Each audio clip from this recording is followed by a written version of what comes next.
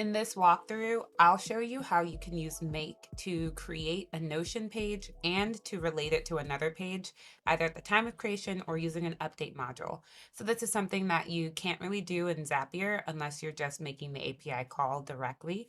If you're not already comfortable making API calls, then Make makes this a bit easier. So the first thing I'll do is identify the databases I want to work with here inside of Notion. I've got a template for objectives and key results. So that'll be our related databases that we're working with today. I'm going to get started by creating a database item. Let's jump to my sandbox. And I'm going to search for the database I'm working with, in this case, objectives. In Make, you do need the database ID. You can find the database ID in a couple of ways. One is to go into Notion and actually view the database. Make sure that you're looking at the page that is the database because you can get the database ID from the URL.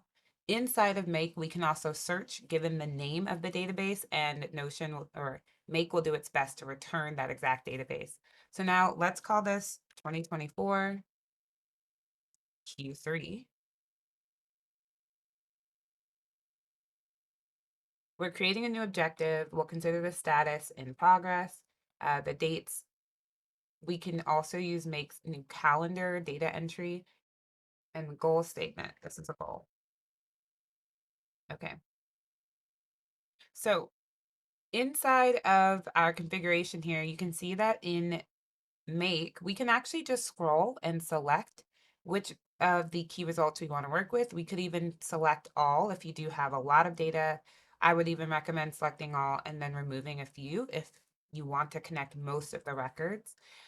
Or you can scroll down and select a singular record or any number that you know you want to connect every time you run the scenario. So this is great if, say, the scenario is an inbox scenario and you're pulling in responses from a specific form. If you know that you want to relate all responses to that form to a specific page in Notion, whether it be a tag, a company name, or even a contact, then you can just select that exact record, and every time it runs, it will connect it to that record. So we'll run it just as a test, and we'll look for a new objective here. So now we can see it.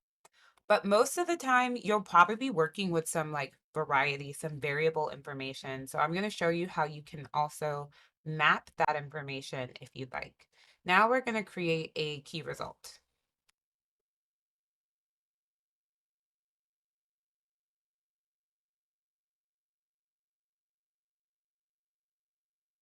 Okay, so we'll call this Q3 key result, something different to make sure it's easy to identify from the default template. The current value, we'll set it to 0, the target value, maybe it's 10, and the review frequency, it's monthly. We could just select 2024 Q3, but in the event that you actually are searching or pulling in dynamic information from a prior module, we want to toggle the map toggle on. And this is where we can map in values from earlier modules and Make. So when you get an object from Notion, it'll give you a page ID. And when that page belongs to a database, it will say database item ID. This is what we want to map into the correlating relationship field. Because the first module is the objectives database, we can map the database item ID to the objective relation field. If you try to map a database ID to a column that doesn't actually match the database it comes from, you won't see your relation show up. So now we're going to save it and run it. So let's click into it. There we go. So we did choose a key result, and then we created the new key result here. When we click into this page, we can see the values that we selected or that we put in inside of make.com. So that's one of the ways that Make is a lot easier to work with if you are using Notion and you want to build your automations and integrations.